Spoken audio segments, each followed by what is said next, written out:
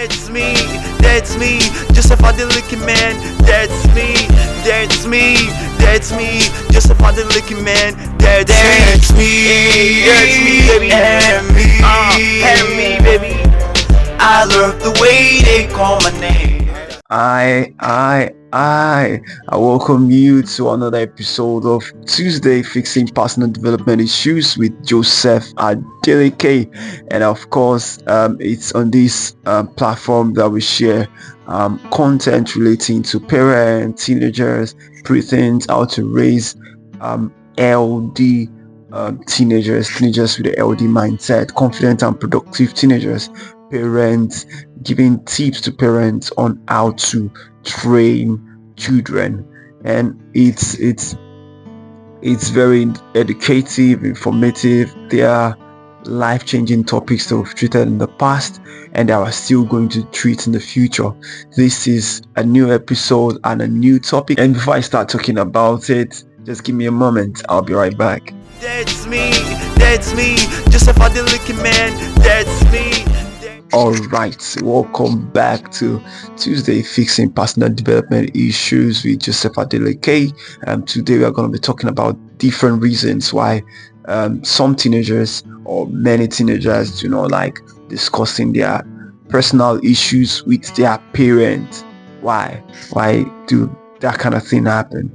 And I think from my own research and observation, I realized that many times when you have children of the age of 3 to 5 go to school or experience something new, probably they just see a butterfly flying in the air, and they see an airplane for the first time in their life, or they just saw a monkey, or they just saw something fascinating, something that they are used to seeing as an adult, right? But they are just experiencing such things for the first time, and they try to discuss such thing with you as a parent. Many times, because you are so busy with all the things that you want to do, you just don't give a listening ear.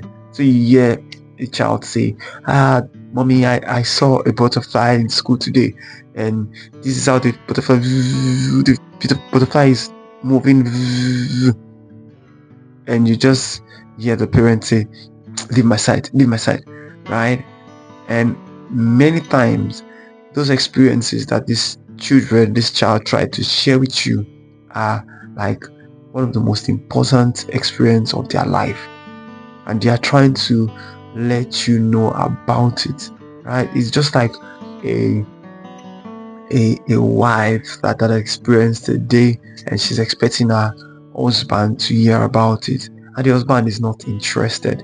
I believe you know how the wife will feel.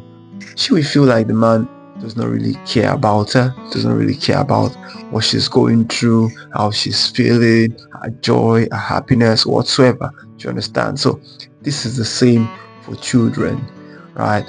And many things like this are responsible to why children hardly speak to their parents. And this to just give you a background to what I've actually observed, and to be the reason why teenagers at least speak to their parent about things that are important to them. Alright, so I'm going to be sharing 5 things, and number one reason is they've probably observed that in the past, just like I shared, when they were younger, when they were probably 3, 4, 5, 6, 7, 8, when they've tried to share things that bother them, you were not really concerned, you were not interested in those things, so they've sort of lost their trust in you, right? So because of the past failures in paying attention to them, because you've chosen to be busy, right? You're so busy that you don't even have time for your child.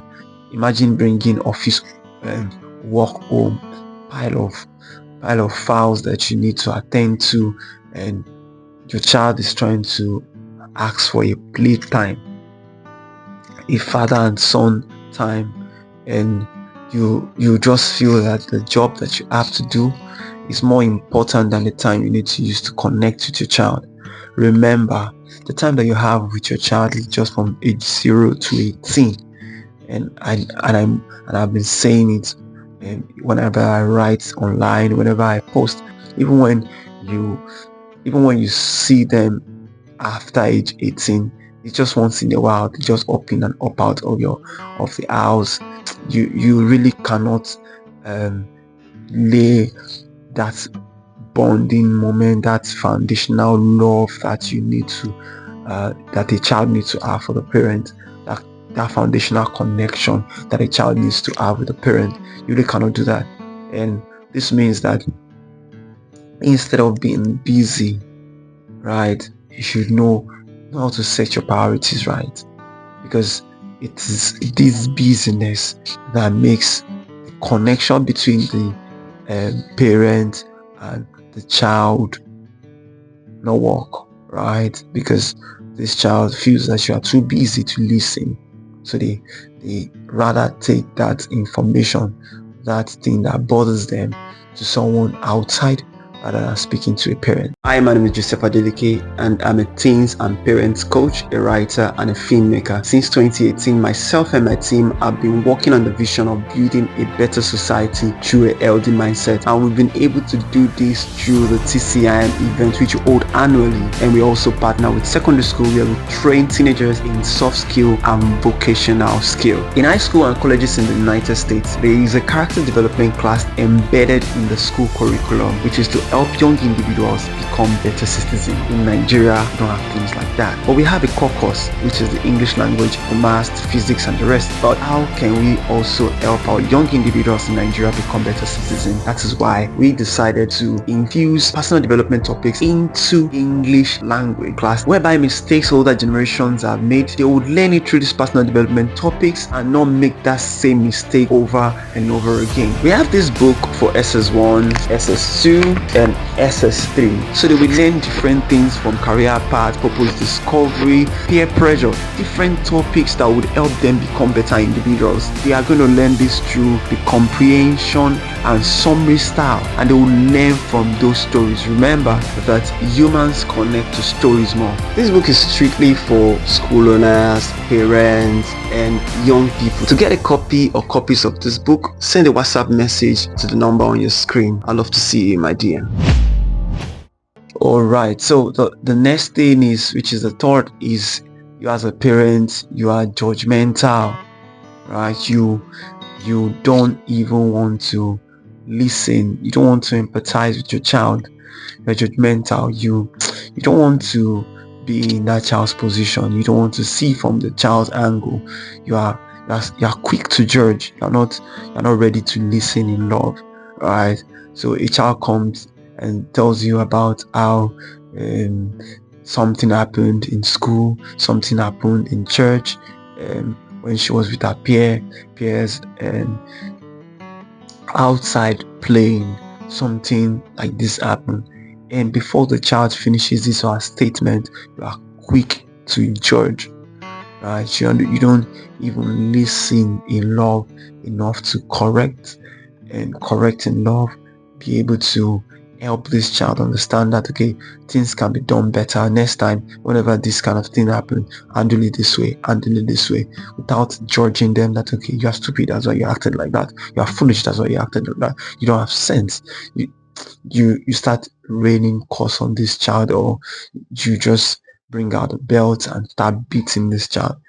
The moment your child knows that if I report this same thing to daddy or mommy, is going to judge me for who I'm not, right? So they would rather take that information that you are meant to share with you to someone else outside. And I don't think you want to start building that kind of relationship with your children, right? So do not judge. The fourth reason why teenagers hardly speak to their parents about things that bother them is because they do not feel loved at home, right? And it does not make any sense if, as the father, your child do not feel that you love them, right? And I understand that sometimes when we try to correct a child and the child is not seeing things from our angle, the child might assume that hate or you do not like them. So my advice is, whenever you try to correct a child, you should try to also have a conversation with the child, letting the child know this is why I had to do what I did, and this is for your own good. Do you understand? I don't really mean that this action that I took to do this thing does not mean that I don't like you. I love you so much. Like you keep reminding this child that you love the child, and the child mean the world to you, even when you needed to scold the child, even when you needed to allow the child to face a particular punishment for something that he or she has done. You keep reminding the child that regardless of all this thing that I have done, because you have done something wrong, I still love you. You understand? The moment a child know that you love and care about him or her, he will not assume that you would prefer to speak to someone outside because that person seems to love him or love her more than you have shown that you love him or you love her, right? So one of the reasons why teenagers hardly speak to their parents about things that bother them is because they don't believe that their parents love them, right? And which is usually not the case. It's because there's a form of miscommunication in how most parents communicate their love to their kids. So I believe that once the communication is done right, these children would know how to speak to you better. Do you understand? So please correct in love and help your kids know that you love them and you care for them. This is the last reason I'll be sharing with you today on why teenagers hardly speak to their parents about things that bother them, is because they already have someone that is listening to them, right?